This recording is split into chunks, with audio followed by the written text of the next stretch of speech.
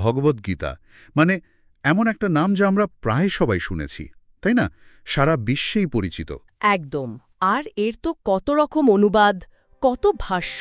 ঠিক, কিন্তু তার মধ্যে একটা সংস্করণ আছে যেটা নিয়ে আজ আমরা একটু বিস্তারিত কথা বলবো।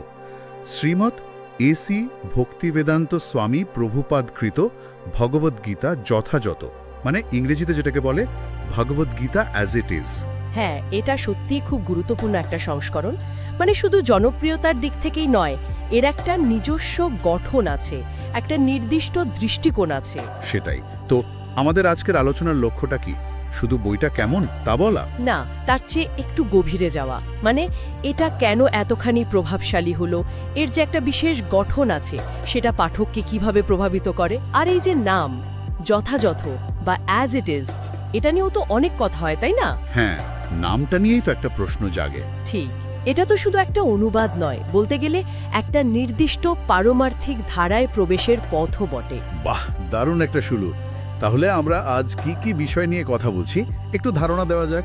হ্যাঁ, আমরা এর গঠন বৈশিষ্ট্য থেকে শুরু করব, তারপর এর সুবিধাগুলো কি বা শক্তি কোথায়। আর অবশ্যই এর সীমাবদ্ধতা বা সমালোচনাগুলো বাদ দেওয়া যাবে না। নিশ্চয়ই অন্যান্য সংস্করণের সাথে এর তুলনা, এর প্রভাব, আর শেষ পর্যন্ত কাদের জন্য এই বইটা সবচেয়ে কাজের হতে পারে, এই সব নিয়ে আলোচনা হবে। চমৎকার। তাহলে আসুন শুরু করা যাক এর গঠন দিয়ে। আপনি বলছিলেন এর গঠনটা বেশ আলাদা, কি রকম? হ্যাঁ, এর যে স্তরবিন্যাস বা লেয়ারিং, সেটাই প্রথম চোখে পড়ার মতো। দেখুন প্রতিটি শ্লোকের জন্য কি কি থাকছে। বলুন। প্রথমে মূল সংস্কৃত শ্লোকটা দেবনাগরী হরফে, তারপর সেটার ইংরেজি হরফে প্রতিবর্ণীকরণ, মানে যাকে বলে ট্রান্সলিটারেশন। আচ্ছা। এরপর প্রতিটি সংস্কৃত শব্দের আলাদা আলাদা করে ইংরেজি অর্থ, মানে ওয়ার্ড ফর ওয়ার্ড মিনিং। ও, এটা তো খুব ইন্টারেস্টিং। হ্যাঁ, তারপরে আসছে একটা সাবলীল ইংরেজি গদ্য অনুবাদ, আর সবচেয়ে শেষে, যেটা সবচেয়ে গুরুত্বপূর্ণ অংশ, শ্রীলা প্রভুপাদের দীর্ঘ ভাষ্য, মানে তাৎপর্য বা পারপার্ট। বাবা, এতগুলো স্তর, এর উদ্দেশ্যটা কি? মানে যারা সংস্কৃত জানেন না তাদের সুবিধার জন্য? সুবিধা তো বটেই, বিশেষ করে শব্দের অর্থ ধরে ধরে এগোলে বোঝা যায় অনুবাদটা কিভাবে করা হলো। কিন্তু তার থেকেও বড় ব্যাপার হলো এই কাঠামোটা পাঠককে একটা নির্দিষ্ট দিকে নিয়ে যায়। মানে শব্দার্থ থেকে অনুবাদ হয়ে যখন তাৎপর্যে পৌঁছানো যায়, তখন পাঠক প্রভুপাদের ব্যাখ্যার জন্য মানসিকভাবে প্রস্তুত হয়ে ওঠেন। আচ্ছা। আর এই তাৎপর্যগুলোই হলো এই সংস্করণের আসল জায়গা। এগুলো গৌড়ীয় বৈষ্ণব ধর্মতত্ত্বের দৃষ্টিকোণ থেকে গীতার ব্যাখ্যা দেয়। এই গৌড়ীয় বৈষ্ণব ধর্মতত্ত্ব, এই বিষয়টা যদি একটু সহজ করে বলেন, মানে এর মূল কথাটা কি যা এই তাৎপর্যগুলোতে বারবার এসছে? সংক্ষেপে বললে এই দর্শনে কৃষ্ণকে মনে করা হয় পরমেশ্বর ভগবান, মানে সুপ্রিম পার্সোনালিটি অফ গডহেড, আর তার প্রতি নিঃশর্ত ভক্তি বা প্রেমময় সেবা, সেটাই জীবনের আসল লক্ষ্য। তো এই তাৎপর্যগুলোতে গীতার সব শিক্ষাকেই, যেমন ধরুন কর্মযোগ বা জ্ঞানযোগ, সেগুলোকে শেষ পর্যন্ত এই ভক্তিযোগের দিকেই নিয়ে যাওয়া হয়েছে। ভগবানের সাকার রূপের ওপর, তার নাম জপের ওপর খুব জোর দেওয়া হয়। আচ্ছা, বুঝতে পারলাম। তার মানে তাৎপর্যগুলো শুধু শ্লোকের আক্ষরিক অর্থ বলছে না, বরং একটা জীবন দর্শন, একটা সাধন পদ্ধতিও বাতলা দিচ্ছে। একদম। আর বইটাতে তো শুধু শ্লোক তাৎপর্য নয়, ভূমিকা আছে, পরিশিষ্ট আছে, সংস্কৃত ইংরেজি সূচি, ছবি, কিছু মন্ত্র, ব্যবহারিক নির্দেশিকা, সব মিলিয়ে একটা সম্পূর্ণ প্যাকেজ। হ্যাঁ, শুনেছি কিছু সংস্করণ তো প্রায় 1000 পৃষ্ঠা হয়ে যায়। বেশ ভারী বই। হ্যাঁ, ওজনদার তো বটে। মানে এটা শুধু পড়ার বই নয়, ভক্তিমূলক জীবনের একটা সহায়িকা বা ম্যানুয়ালের মতো। আর এই ব্যাপকতাই এর একটা বড় বৈশিষ্ট্য। তাহলে এবার একটু এর জনপ্রিয়তার রহস্যে ঢোকা যাক। এত বড়, এত নির্দিষ্ট দর্শন ভিত্তিক একটা বই লক্ষ লক্ষ মানুষ কেন এটা পড়ছেন? এর মূল শক্তিটা কোথায়? এর ভক্তিমূলক স্পষ্টতা কি একটা কারণ? অবশ্যই, আমার মনে হয় ওটাই প্রধান কারণগুলোর একটা। প্রভুপাদের তাৎপর্যগুলো খুব প্রত্যয়ী, মানে খুব কনফিডেন্টলি লেখা। সেখানে কোনো রকম দ্বিধা বা অস্পষ্টতা কম। যারা জীবনের একটা দিশা খুঁজছেন, বিশেষ করে একটা সুসংহত পারমার্থিক পথ চাইছেন, তাদের কাছে এই স্পষ্ট নির্দেশ খুব আকর্ষণীয় লাগে। মানে তত্ত্বকথার চেয়েও পথ নির্দেশ বেশি? হ্যাঁ, বলা যেতে পারে। গীতার জটিল দার্শনিক বিষয়গুলোকে খুব সরলভাবে দৈনন্দিন ভক্তি অনুশীলনের সাথে জুড়ে দেওয়া হয়েছে। মানে কিভাবে জপ করতে হবে, কীর্তন করতে হবে, প্রসাদ কি, ভক্তিমূলক সেবা মানে কি, এসব কিছুর খুব স্পষ্ট গাইডলাইন আছে। যারা শুধু জানতে চান না, করতে চান, তাদের জন্য এটা খুব কাজের। আর ওই যে স্তরভিত্তিক বিন্যাসটার কথা বলছিলেন, একদিকে তো নতুনদের জন্য সুবিধা, সংস্কৃত শব্দ চেনা যাচ্ছে, অনুবাদের ভিত্তি বোঝা যাচ্ছে। হ্যাঁ, সেটা একটা দিক। ক্ষমতায়নকারী তো বটেই। কিন্তু এর অন্য দিকও কি আছে? মানে এটা কি পাঠককে শুরুতেই একটা নির্দিষ্ট ব্যাখ্যার দিকে ঠেলে দেয়? ধরুন ওই যে শব্দ, প্রতিশব্দ, অর্থ। খুব ভালো পয়েন্ট তুলেছেন। হ্যাঁ, দুটো দিকই সত্যি। একদিকে যেমন স্বচ্ছতা বাড়ছে, পাঠক বুঝতে পারছেন কোন শব্দের কি মানে ধরে অনুবাদ করা হয়েছে। অন্যদিকে একটা সংস্কৃত শব্দের তো অনেক মানে বা ব্যঞ্জনা থাকতে পারে, তাই না? এখানে সেই অর্থটাই বেছে নেওয়া হয় যেটা গৌড়ীয় বৈষ্ণব তত্ত্বের সাথে সবচেয়ে বেশি মেলে। ও আচ্ছা। তাই হ্যাঁ, এই কাঠামোটা পাঠককে মূল তাৎপর্যের দিকে মসৃণভাবে নিয়ে যাওয়ার জন্য একটা সেতুর মতো কাজ করে। কিন্তু সেতুটা তো একটা নির্দিষ্ট গন্তব্যের দিকেই নিয়ে যায়। খুব ইন্টারেস্টিং। আর ওই যে দীর্ঘ তাৎপর্যগুলো, সেগুলো পাঠককে কিভাবে সাহায্য করে? দেখুন, এই তাৎপর্যগুলো গীতার শ্লোকগুলোকে শুধু প্রাচীনকালের বাণী হিসাবে দেখে না, সেগুলোকে আজকের দিনের জীবন, নৈতিকতা, দৈনন্দিন কাজের সাথে জুড়ে দেয়। মানে প্রায়োগিক দিকটা বেশি। হ্যাঁ, খুব বেশি। কিভাবে গীতার শিক্ষা আজকের দিনে কাজে লাগানো যায়, প্রভুপাদ সেটা বিস্তারিত আলোচনা করেছেন। অনেক সময় অন্যান্য শাস্ত্র, যেমন শ্রীমদ্ ভাগবত বা চৈতন্য চরিতামৃত থেকে উদাহরণ টেনেছেন। এতে পাঠক শুধু গীতা নয়, গৌড়ীয় বৈষ্ণব ধারার একটা সামগ্রিক ছবি পান। যারা প্রয়োগ করার মতো শিক্ষা চান, তারা এটা খুব মূল্যবান মনে করেন। এবং অবশ্যই এর প্রাপ্যতা, এটা তো অস্বীকার করার উপায় নেই। ভক্তিবেদান্ত বুক ট্রাস্ট মানে বিবিটি আর ইসকনের মাধ্যমে যেভাবে এটা ছড়িয়েছে, সেটা একটা বিরাট ব্যাপার। মনে হয় যেন পৃথিবীর আনাচে কানাচে পাওয়া যায়। প্রায় তাই। বিবিটি আর ইসকনের বিতরণ ব্যবস্থাটা অসাধারণ। তারা শুধু দোকানে বা মন্দিরে বই বিক্রি করে না, রাস্তায়, এয়ারপোর্টে, কলেজ ক্যাম্পাসে সব জায়গায় পৌঁছে দেওয়ার চেষ্টা করেছে। আর কত ভাষায় অনুবাদ হয়েছে, বিভিন্ন সাইজের, বিভিন্ন দামের সংস্করণ, পকেট সাইজ থেকে শুরু করে একদম বিশাল ডিলাক্স এডিশন। এই সব কিছু মিলিয়েই এটা এত জনপ্রিয় হয়েছে। 2014 সালের একটা পরিসংখ্যানে দেখেছিলাম, বিবিটি নাকি তাদের সব বই মিলিয়ে $250 বিলিয়নেরও বেশি কপি বিতরণ করেছে। ভাবা যায়, এই বিপুল প্রচার তো একে অনেকের কাছে গীতার সমর্থকই করে তুলেছে। ঠিক, অনেকের কাছে গীতা মানেই প্রভুপাদের এই অ্যাজ ইট ইজ সংস্করণ। বেশ, তাহলে আমরা এর স্পষ্টতা, প্রায়োগিক দিক, গঠন এবং সহজলভ্যতাকে এর জনপ্রিয়তার কারণ হিসেবে দেখলাম। কিন্তু একটা জিনিসের এত জোরদার, এত নির্দিষ্ট দৃষ্টিকোণ থাকলে তার সমালোচনাও তো হবেই, তাই না? হ্যাঁ, সমালোচনাও আছে, এবং সেটা জানাটাও জরুরি। বলুন, এই সংস্করণের সীমাবদ্ধতা বা বিতর্কের জায়গাগুলো কি কি? সবচেয়ে বেশি যে সমালোচনাটা শোনা যায়, সেটা হলো এর অত্যন্ত সুনির্দিষ্ট সম্প্রদায়গত ব্যাখ্যা। মানে যেহেতু তাৎপর্যগুলো একনিষ্ঠভাবে গৌড়ীয় বৈষ্ণব দৃষ্টিকোণ থেকে লেখা, হ্যাঁ, তাই জানা গীতানিত্যে নিরপেক্ষ, আকাদেমিক বা বহুত্ববাদী পাঠ খুঁজছেন, অথবা অন্য কোনো পারমার্থিক ধারার, যেমন ধরুন অদ্বৈত বেদান্ত, আলোকে গীতা বুঝতে চান, তাদের কাছে এটা একটু একপেশে মনে হতে পারে। একপেশে বা হয়তো একটু বেশি প্রচারমূলক। হ্যাঁ, সেই শব্দটাও অনেকে ব্যবহার করেন। মানে প্রভুপাদ তার ব্যাখ্যাকে যথাযথ বা অ্যাজ ইট ইজ বলছেন।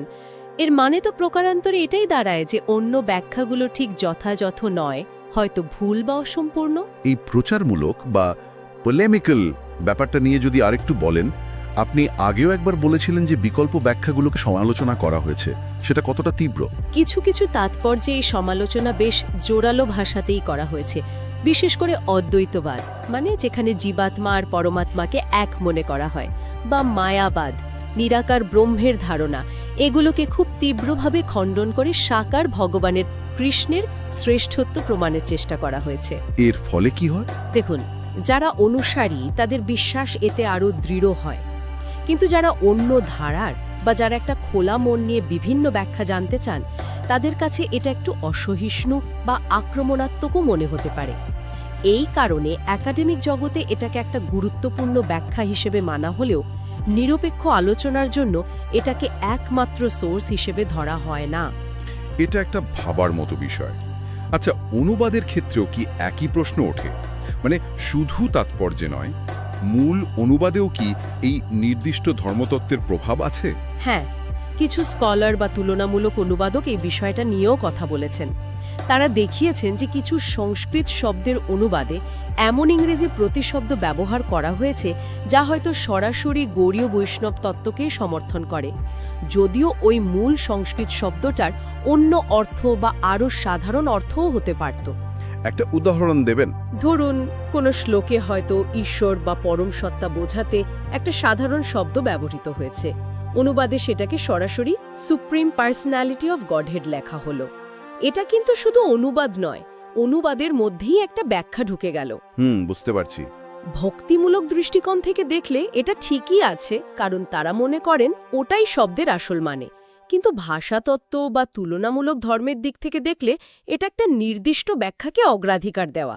তাই যদি কেউ একদম নিরপেক্ষভাবে বুঝতে চান, তাহলে অন্য অনুবাদ মিলিয়ে পড়াটা জরুরি হয়ে পড়ে। আর এর বিশাল আকার আর পুনরাবৃত্তি, 1000 পৃষ্ঠার বই, প্রতিটি শ্লোকের সাথে লম্বা ভাষ্য, এটা পড়াটা নিশ্চয়ই সবার জন্য সহজ নয়। না, সহজ নয়। আর একই মূল শিক্ষাগুলো, যেমন ভক্তির গুরুত্ব বা নাম জপের মহিমা, এগুলো বিভিন্ন শ্লোকের তাৎপর্যে বারবার ফিরে আসে। তাতে কি একঘেয়েমি আসতে পারে? কালো কালো কাছে একটু পুনরাবৃত্তিমূলক মনে হতে পারে। যারা খুব দ্রুত গীতার মূল কথাটা জানতে চান, তাদের জন্য এটা বেশ সময় সাপেক্ষ আর হয়তো একটু ক্লান্তিকর। এই জন্যই অনেকে এটাকে একবার পড়ে ফেলার বই হিসেবে দেখেন না, বরং একটা রেফারেন্স বই বা ভক্তিমূলক জীবনের গাইড হিসেবে একটু একটু করে পড়েন বা দরকার মতো খুলে দেখেন।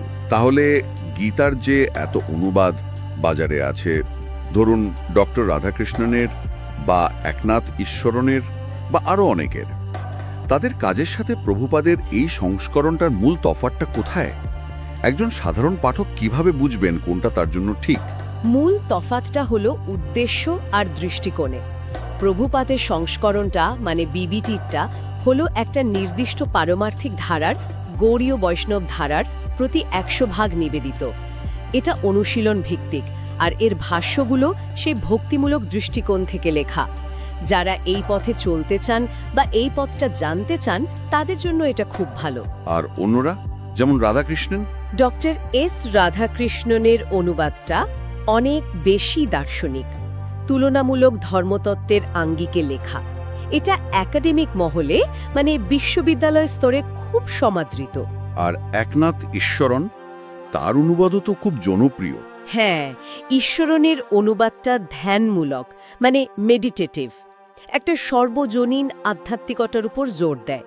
এর ভাষা খুব সহজ, সুন্দর, সাহিত্যগুণ আছে, আর এটা কোনো নির্দিষ্ট সম্প্রদায়ের উপর জোর দেয় না।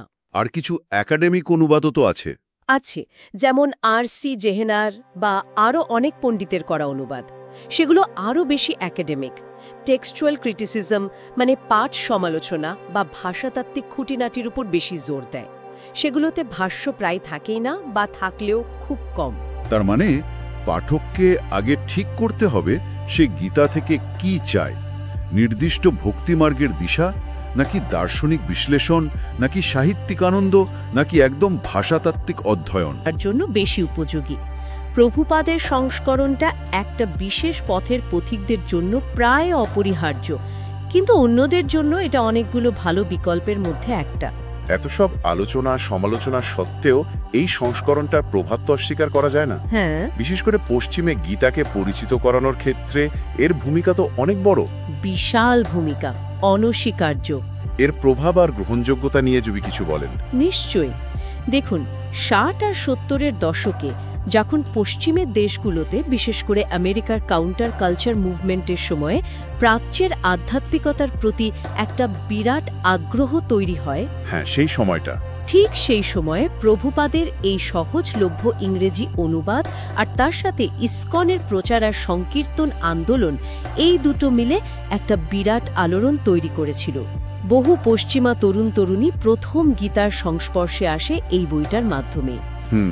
লক্ষ লক্ষ কপি বিক্রি হয়েছে, বিতরণ হয়েছে, এতগুলো ভাষায় অনুবাদ হয়েছে। সব মিলিয়ে এটা বিশ্বজুড়ে গীতার সবচেয়ে পরিচিত ভাষ্যগুলোর একটা হয়ে উঠেছে। কিন্তু এই পরিচিতি বা প্রভাব কি সব জায়গায় একইভাবে গৃহীত হয়েছে? মানে একাডেমিক জগৎ বা সাধারণ পাঠক বা অন্য পারমার্থিক গোষ্ঠীরা, তাদের প্রতিক্রিয়া কেমন? প্রতিক্রিয়াটা বেশ মিশ্র বলতে হবে। যারা ইসকনের অনুসারী বা সাধারণভাবে ভক্তিমূলক পথের সাধক, তাদের কাছে এটা প্রায়শই গীতার সবচেয়ে প্রামাণিক এবং জীবন বদলে দেওয়া ব্যাখ্যা। তারা এর স্পষ্টতা, এর জোর, এর ব্যবহারিক নির্দেশনার খুব প্রশংসা করেন। আর অন্যদিকে অন্যদিকে অনেক শিক্ষাবিদ বা অন্যান্য হিন্দু ধারার অনুগামীরা আছেন যারা এর খুব নির্দিষ্ট সম্প্রদায়গত অবস্থান নিয়ে প্রশ্ন তোলেন। অন্যান্য ব্যাখ্যার প্রতি যে একটা অসহিষ্ণু মনোভাব দেখা যায় কিছু জায়গায়, বা ওই অ্যাজ ইট ইজ নামের যে দাবিটা, এগুলো নিয়ে সমালোচনা করেন। তাহলে একাডেমিক মহলে এর স্থানটা কোথায়? আকাদেমিক মহলের সাধারণ মতটা হলো এটা গৌড়ীয় বৈষ্ণব ধারার একটা অত্যন্ত গুরুত্বপূর্ণ এবং প্রভাবশালী ব্যাখ্যা। এটাকে সেই হিসেবেই পড়া উচিত, জানা উচিত। কিন্তু গীতার একমাত্র বা চূড়ান্ত ব্যাখ্যা হিসেবে এটাকে দেখা ঠিক নয়। বেশ ভালোভাবে এর সব দিকগুলো বোঝা গেল। তাহলে একদম শেষে এসে কাদের জন্য এই ভগবদ্গীতা যথাযথ পড়ার সুপারিশ করা যেতে পারে? দেখুন, প্রধানত যারা গীতার একটা সুনির্দিষ্ট ভক্তিমূলক পাঠ খুঁজছেন, বিশেষ করে যারা গৌড়ীয় বৈষ্ণব ধারার প্রতি আকৃষ্ট বা ইতিমধ্যেই সেই ধারার অনুসারী, আর যারা শ্লোকগুলোকে শুধু তত্ত্বকথা হিসেবে না দেখে নিজেদের ব্যবহারিক জীবনে প্রয়োগ করতে চান, মানে জপ, কীর্তন, সেবা, নৈতিক আচরণ, এইসবের মাধ্যমে যারা এগোতে চান, তাদের জন্য এটা খুব উপযোগী। আর যারা ধরুন সংস্কৃত খুব ভালো জানেন না, কিন্তু মূল শব্দের অর্থ আর তার একটা অনুগত অনুবাদ পাশাপাশি দেখে এগোতে চান, তাদের জন্য এর ওই স্তরযুক্ত বিন্যাসটা সত্যিই খুব সাহায্য করতে পারে। আর কাদের জন্য হয়তো অন্য কোনো সংস্করণ বেছে নেওয়া ভালো হবে? যারা গীতার একটা অসাম্প্রদায়িক, মানে নন সেক্টেরিয়ান, তুলনামূলক বা একাডেমিক পাঠ চান, ধরুন বিশ্ববিদ্যালয়ের কোর্সের জন্য বা বিভিন্ন হিন্দু দর্শনের তুলনার জন্য, তাদের অন্য অনুবাদ দেখা উচিত। যেমন রাধাকৃষ্ণন বা জেহানার। হ্যাঁ, অথবা যারা একটা সংক্ষিপ্ত সাহিত্য গুণে ভরা অনুবাদ চান, শুধু পড়ার আনন্দের জন্য বা মূল বার্তাটা পাওয়ার জন্য, তারাও হয়তো ঈশ্বরণ বা অন্যদের অনুবাদ বেশি পছন্দ করবেন। আর যারা একদম গভীরে যেতে চান, পাঠের বিভিন্নতা বা ঐতিহাসিক প্রেক্ষাপট নিয়ে, তাদের জন্য ক্রিটিক্যাল এডিশনগুলো ভালো। সেগুলোতে পাঠের বিভিন্নতা, মানে ভেরিয়েন্ট রিডিং, ঐতিহাসিক তথ্য, ভাষাতাত্ত্বিক বিশ্লেষণ, এইসব থাকে। প্রভুপাদের সংস্করণটা মূলত সেই উদ্দেশ্যে লেখা নয়। যারা এই সংস্করণটা পড়বেন বলে ঠিক করছেন, তাদের জন্য কি কোনো টিপস আছে কিভাবে পড়লে এর থেকে সবচেয়ে বেশি লাভ পাওয়া যায়? কয়েকটা কথা মনে রাখা যেতে পারে। প্রথমত, এটাকে একটা ভক্তিমূলক অধ্যয়নের ম্যানুয়াল বা গাইড বুক হিসেবে দেখা যেতে পারে। মানে শুধু পড়ে গেলাম তা নয়, তাৎপর্যগুলো নিয়ে গভীরভাবে চিন্তা করা, সেখানে যা করতে বলা হয়েছে সেটা নিজের জীবনে একটু প্রয়োগ করার চেষ্টা করা। আচ্ছা। দ্বিতীয়ত, যেটা আমার মনে হয় খুব জরুরি, তা হলো একটু সচেতনভাবে অনুবাদগুলোর তুলনা করা। মানে মাঝে মাঝে একই শ্লোক অন্য কোনো নিরপেক্ষ বা একাডেমিক অনুবাদকের, যেমন জেহানার বা রাধাকৃষ্ণনের কাজে কেমন অনুবাদ করা হয়েছে সেটা একটু মিলিয়ে দেখা। তাতে কি লাভ হবে? তাতে বোঝা যাবে প্রভুপাদের সংস্করণে ব্যাখ্যার কারণে কোথায় কোথায় অনুবাদে একটা নির্দিষ্ট ঝোঁক তৈরি হয়েছে। এটা পাঠককে আরও বেশি ডিসার্নিং বা বিচক্ষণ করে তুলবে। আর তৃতীয় কোনো পরামর্শ? তৃতীয় এবং সম্ভবত সবচেয়ে গুরুত্বপূর্ণ পরামর্শ হল, এটাকে একমাত্র সঠিক বা যথাযথ ব্যাখ্যা হিসেবে অন্ধভাবে ধরে না নেওয়া। এর ঐতিহাসিক গুরুত্ব বিরাট, এর ভক্তিমূলক শক্তি অমঞ্চ, লক্ষ লক্ষ মানুষের জীবনে এর ইতিবাচক প্রভাব পড়েছে, এই সব কিছু স্বীকার করেও এটাকে গীতার যে বিশাল ব্যাখ্যার জগৎ, তার মধ্যে একটা নির্দিষ্ট অত্যন্ত প্রভাবশালী ধারা হিসেবে দেখা। পাণ্ডিত্যপূর্ণ বা তুলনামূলক অধ্যয়নের সময় অবশ্যই অন্যান্য দৃষ্টিকোণ ও অনুবাদকেও সমান গুরুত্ব দেওয়া উচিত। আপনি আগে অনুবাদের মধ্যে ব্যাখ্যার প্রভাবের কথা বলছিলেন। ওই শব্দ প্রতিশব্দ অর্থের ক্ষেত্রে একটা উদাহরণ কি দেওয়া যায় যাতে বিষয়টা আরও পরিষ্কার হয়? হ্যাঁ, দেওয়া যায়। ধরুন গীতার কোনো একটা শ্লোকে আত্মা বা ব্রহ্ম বোঝাতে কোনো একটা সংস্কৃত শব্দ ব্যবহার করা হলো। সেই শব্দটার সাধারণ অর্থ হতে পারে চেতনা, সত্তা বা আরও বিমূর্ত কিছু। আচ্ছা, কিন্তু প্রভুপাদের সংস্করণের ওই শব্দ প্রতিশব্দ অংশে হয়তো দেখা গেল সেই শব্দটার ইংরেজি অর্থ এমনভাবে দেওয়া হয়েছে যা সরাসরি জীবাত্মার স্বতন্ত্র অস্তিত্ব এবং তার সাথে পরমাত্মা বা কৃষ্ণের যে একটা ব্যক্তিগত সম্পর্ক সেই দিকে ইঙ্গিত করছে। ও তাৎপর্য তো এই ব্যাখ্যাটা বিস্তারিতভাবে থাকবেই, কিন্তু একেবারে শব্দার্থের স্তরেই ওই নির্দিষ্ট থিওলজিক্যাল বা ধর্মতাত্ত্বিক ভাঙটা ঠিক করে দেওয়া হলো। এটা কি সমস্যাজনক? দেখুন, গৌড়ীয় বৈষ্ণব মতে ওটাই চরম সত্য, তাই তাদের দৃষ্টিকোণ থেকে এটা কোনো সমস্যা নয়, বরং এটাই সঠিক অর্থ। কিন্তু যারা তুলনামূলক অধ্যয়ন করছেন বা যারা দেখতে চান মূল সংস্কৃত শব্দটার মধ্যে আর কি অর্থের সম্ভাবনা লুকিয়েছিল, তারা দেখবেন যে এখানে শুরুতেই অর্থটাকে একটু নির্দিষ্ট খাতে বইয়ে দেওয়া হয়েছে। এটা দেখায় যে ব্যাখ্যা শুধু তাৎপর্যে নয়, অনুবাদের একেবারে প্রাথমিক স্তরেও কিভাবে কাজ করতে পারে। দারুণ একটা পর্যবেক্ষণ। তাহলে আজকের এত আলোচনার শেষে ভগবদ্গীতা যথাযথ সম্পর্কে আমরা মোট কথায় কি বলতে পারি? এর চূড়ান্ত মূল্যায়নটা কি হবে?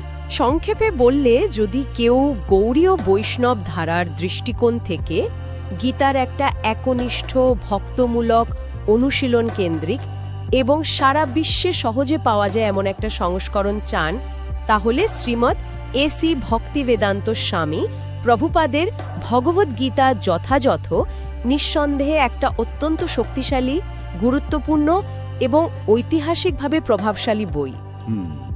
এটা তার নিজের কাঠামোর মধ্যে খুব স্পষ্ট, খুব ব্যাপক এবং প্রয়োগের ওপর খুব জোর দেয়। কিন্তু যদি লক্ষ্যটা হয় নিরপেক্ষ একাডেমিক অধ্যয়ন বা তুলনামূলক ধর্মতত্ত্ব বা গীতার বিভিন্ন ব্যাখ্যার স্বাদ নেওয়া, সেক্ষেত্রে এর যে একটা জোরালো মতবাদগত অবস্থান আছে, তার ভারসাম্য রাখার জন্য এটাকে অবশ্যই অন্যান্য একাডেমিক বা ভিন্ন ধারার অনুবাদের পাশে রেখে পড়া উচিত এবং বিচার করা উচিত। এটাকে একটা অত্যন্ত গুরুত্বপূর্ণ কণ্ঠস্বর হিসাবে শুনতে হবে, কিন্তু একমাত্র কণ্ঠস্বর হিসাবে নয়। এই সংস্করণটার নাম অ্যাজ ইট ইজ বা যথাযথ। এটা সত্যি খুব আত্মবিশ্বাসী একটা নাম, তাই না? এক অর্থে একটু চ্যালেঞ্জিংও। মনে হয় যেন এটা একটা নির্ভুলতার দাবি করছে। ঠিক তাই। আর এই দাবিটাই আমাদের একটা খুব মৌলিক প্রশ্নের সামনে দাঁড় করিয়ে দেয়, বিশেষ করে যখন আমরা প্রাচীন আর পবিত্র গ্রন্থগুলোর অনুবাদ বা ব্যাখ্যার কথা ভাবি। কি সেই প্রশ্ন? প্রশ্নটা হলো, কোনো অনুবাদ বা ব্যাখ্যা কি সত্যি চূড়ান্ত অর্থে যথাযথ বা যেমন আছে ঠিক তেমন হতে পারে, নাকি ভাষা, সময়, সংস্কৃতি আর যিনি ব্যাখ্যা করছেন তার নিজের উপলব্ধি, তার বিশ্বাস, এগুলো সবসময় সেই মূলের ওপর কিছুটা হলেও নিজেদের ছাপ ফেলে দেয়? এটা তো গভীর প্রশ্ন। হয়তো জ্ঞানার্জনের পথে আসল জিনিসটা কোনো একটা একমাত্র সঠিক ব্যাখ্যা খুঁজে পাওয়া নয়, বরং বিভিন্ন ব্যাখ্যার যে পথগুলো সেগুলো বোঝা, আর তাদের আলোয় মূল টেক্সটটাকে আরও নানা দিক থেকে আরও বহুমাত্রিকভাবে উপলব্ধি করা। এই ভাবনাটা কিন্তু আমাদের আরও ভাবায়, তাই না? সত্যিই তাই। ভাবনার একটা সুন্দর খোরাক দিয়ে শেষ করলেন।